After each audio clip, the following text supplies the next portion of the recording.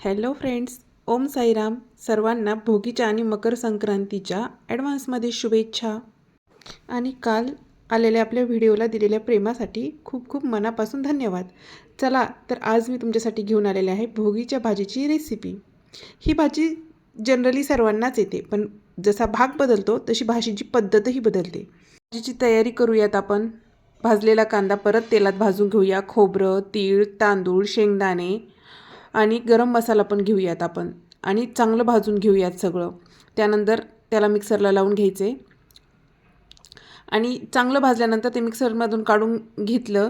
तोपर्यंत आपण थोड्याशा तेलामध्ये सगळ्या भाज्या फ्राय करून घेतल्या. त्यामध्ये आपण टाकलेलं आहे वांगं, पेरू, बोरं, ऊस, त्यानंतर ओला हरभरा, वाटाणा, थोडेसे शेंगदाणे, तीळ, हे सगळं आपण छानपैकी भाजून घेतलेलं आहे.